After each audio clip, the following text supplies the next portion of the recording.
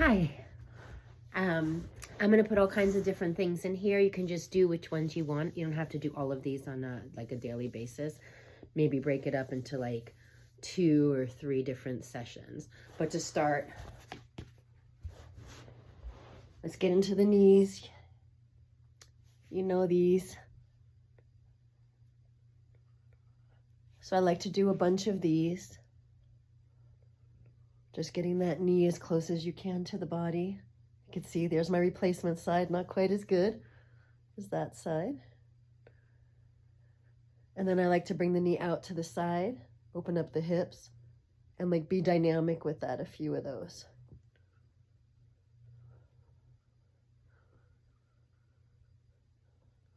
I'm gonna take my time here so that you can do them with me. This will be a longer video, but that's fine.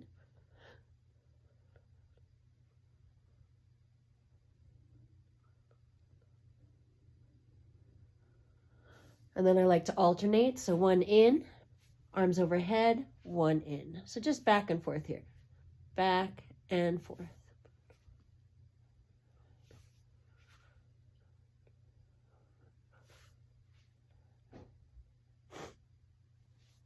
You can bring both in, give a big hug.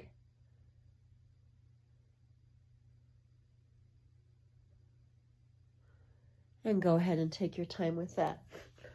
So, I know we talked about some of these and we didn't talk about others. This is the next exercise. Bring one knee in. Doesn't matter if it's not this close. You know, with the knee replacement, it could be like this. Keep the back nice and tall. I want you to lift and lower this leg. It's much harder than it seems. Once you get good at it, Terry, and you can get it going like this, like for 10 on each side, then you'll back up against the wall. Keep that tush all the way into the wall and it becomes even harder. So now it's a very hard exercise. But start in a more seated position. And these are all kind of warm-ups. That's working your Soaz, which when you have your knee surgery, the knee surgery pulls the quad down. So the Soaz lengthens and gets really tight. So we need to work it and then we'll stretch it as well. Then I like these. So you've got your knees pretty far apart. And we're going to go side to side. So we're just loosening up the hips. We're going to work on everything around the knee.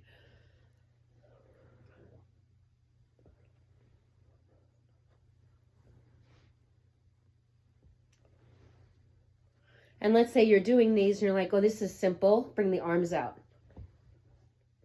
So I'll give you some progressions too as you get better at these. Okay, so then I put both knees to the side and I'm going to fold over this side. Let me show you on the other side. This would be in the camera more. So maybe you can't get down as far. Have your block or something that you could, so you can rest here. And you can even continue on and go side to side.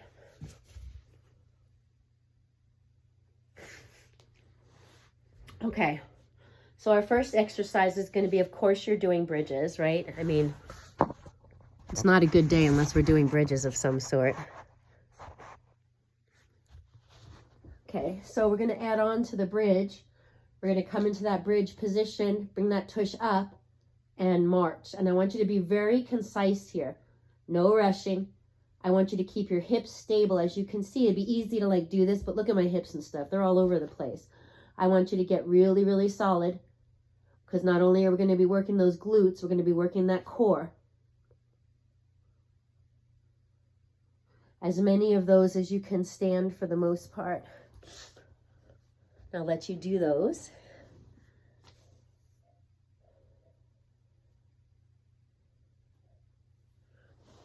So, of course, take your break wherever you need to. Then we're going to move on to that one-legged bridge. So even if this is a small move, we're going to start and we're going to just add pelvic floor into it, because why not, right? So press that back into the ground so we're stable. Exhale up, nice and controlled. Inhale down. Now it's important here to get those exhales up. So on the exhale, feel it in your body. You're pushing all the air out and your core tightens. So I want you to push the air until the core tightens and then bring it back down. And you'll do as many of those as you can comfortably. I don't expect you, you know, maybe that's not even 10 with your knee. And I'm going to take a second here too so you can finish that up.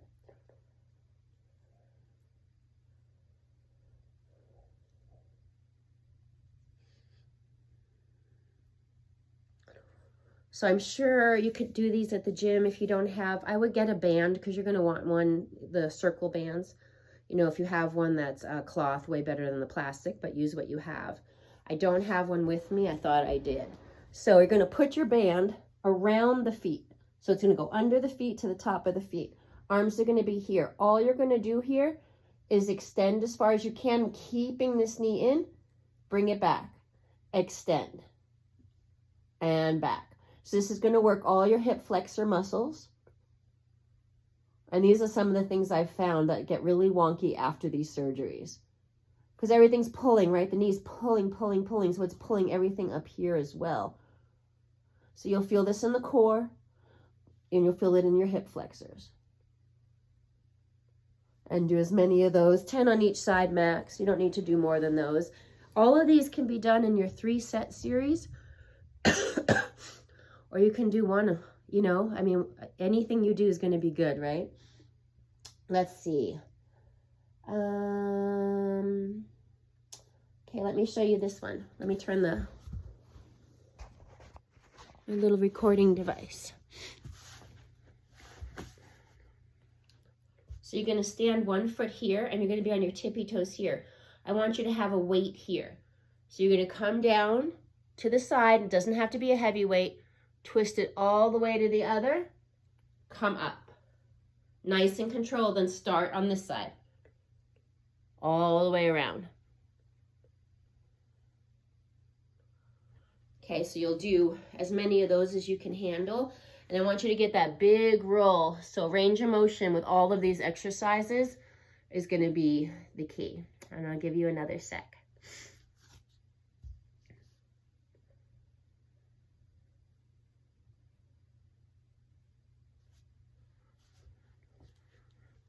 So with this same block or stair, I know you've done these with Spivak. Hold on to something because these are hard. They're even hard on my knees still. Where we're going to tap that heel down, bring it back up. So, you know, if you have to start here, but we're going to work towards getting that all the way out and up. That's one of those really basic core knees, and I'll explain it to you while you're doing them. So the knee here, all the years that I've been in training and all the years I've worked out, so 40, no knees over toes, no knees over toes, no knees over toes. Well, what's that created that they're finding now is that there's muscle right above the quad is not as strong as it could be because we're supposed to put knees over toes. It shouldn't be something that, oh my God, you're going to blow a knee out if you do that. So this is a really safe way, especially if you have something to hold on to get that moving. Okay, so again, you can have a wall here, you know, if you need something to hold on to, just your one-legged deadlifts. So I can't even do them today. And I want this to be slow. I only want you to go down as far as you can keep that pendulum shape. If you have to bend at the top and come into this position, you've gone too far. I worked with a man yesterday who was doing that. So back straight, sort of a pendulum. Everything moves together, one nice long line. You don't have to put a weight there. If that's where your knees are, no weight, that's fine too. I'm gonna let you do some of those.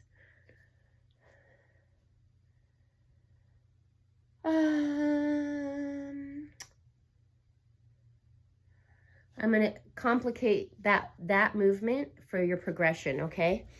So I want you to have, yeah, it's this side. The weight's gonna be in this hand. You're gonna come and cross and bring it back. So again, you can hold on to something here. Cross and back. Still that pendulum. So if you can't come all the way down like me, I don't want you to worry about that. Do what you can. It's not an all or nothing situation. And thanks for putting up with this hair. Woo-wee. So get those done.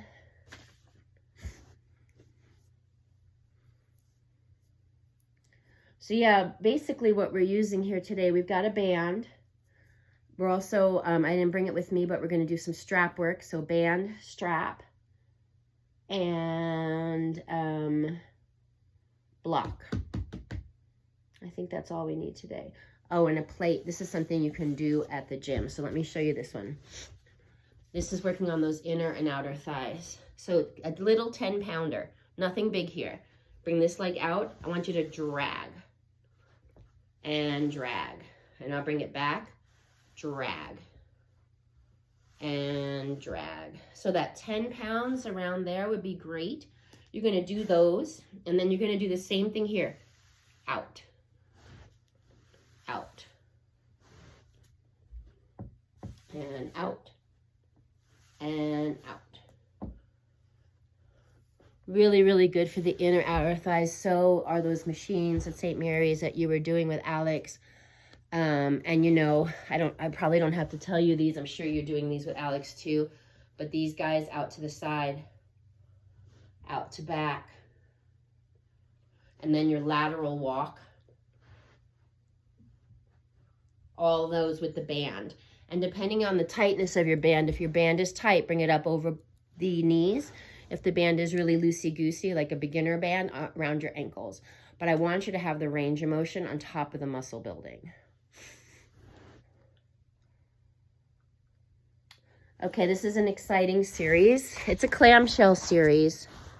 And then I'm going to show it to you all the way through on one side, and then you can pause and rewind. So we're going to do it with a pelvic floor angle, okay? So the heels are going to stay together. We're going to engage this top leg. So watch what my body does here. I'm engaging my glute, I'm engaging the top leg, and I'm opening and closing. If you keep that engagement, it is hard to get more than this far. Watch when I don't engage.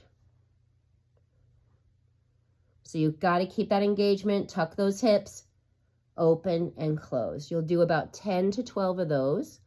Then you're going to keep that same formation, both knees bent, engage the top again. Watch.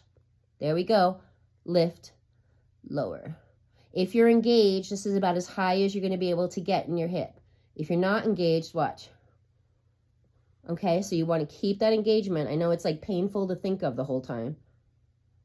Now, after you do your 10 to 12 of those, we're going to stack the knees. The top leg is straight. Again, engage. So here we go. Watch. And lift and lower. And lift. At this point, you should be having, your muscles will be fully ignited. That's for sure. Okay. Strap. Pretend I had a strap. I'm going to put it on my leg here. Point and flex, point and flex. Lots of movement in the ankle. You want to get that ankle because, again, you get your knee done. This pulls this way, and then this pulls this way. So everything is compromised on either side of the knee. With that strap still on, you're going to come out to the side all the way. Just get that. This is all just stretching. You can leave it there as long as it feels good. Then with the strap, bring it across as far as you can. And then you keep the strap on that same leg, cross the other leg over for figure 4. Now you can use your strap to pull this in. I'm going to assume this is a hard pose for you. So I don't know if Alex has worked with you. If you're going to start, let's say you're down here, stay under the knee or over the knee, not on top of the knee. You don't want that pressure on the knee itself. Let's see, what else did I put down here? Okay, so, here, I'm going to put it here. And you can do these at the gym on that little bench. Get their ankle weights. Because we're not, we don't want to be on the machines for these kinds of things. Flex the toes, so curl the toes, and just extend and lower. Nice and controlled. It's not a lot of weight. So it should be okay to do, but I want this to have tons of control. I want you to get the full range of motion. Straighten that leg like you were showing me that you have that. Then let it come back in. Okay. I'm going to let you finish those if you're working with me.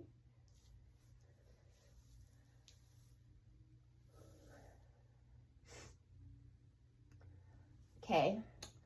So then you're done with those. You still have your weight on. And we're going to internally rotate the knee externally rotate. Internally, externally. If it's too much with the weight, take it off. This is an important movement in the hip joint, especially when we've got that tight psoas.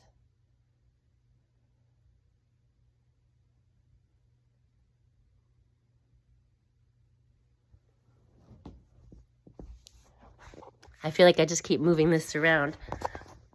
And then you know this one. I want you to wall squat. And maybe you're up higher to start.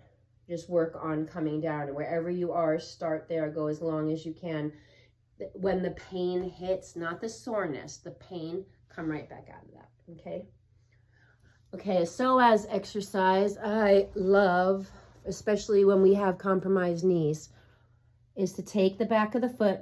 Most people can reach it. If not, you're going to get your strap, put it around the ankle, and I want you to first try to get that heel as close as you can to the tush. And it might not look like that. It's fine. And then once you get that going, I want you to pull, keep that heel as close as you can and pull that leg back. This is a great psoas opener. And I'm going to assume, I'll talk to you about it after and you'll do that on both sides. So the psoas, that muscle that connects from the rib here down into the hip, it's the only muscle in the front that connects the top to the bottom. It's a skinny little tiny stringy muscle.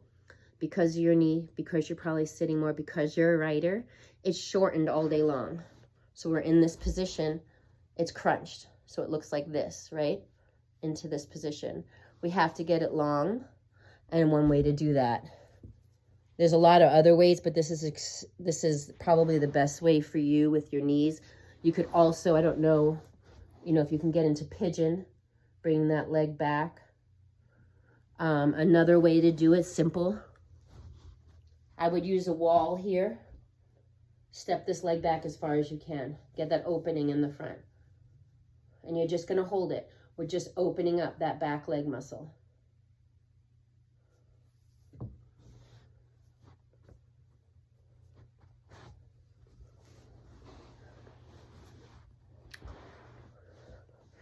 For this one, you can just leave your legs here. All we're going to do is flex the toes, extend as far as you can, hold 2, down.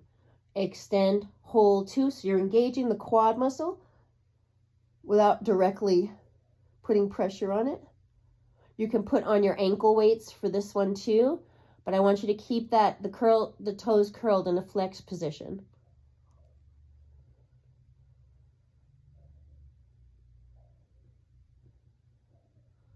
And back and forth with those. So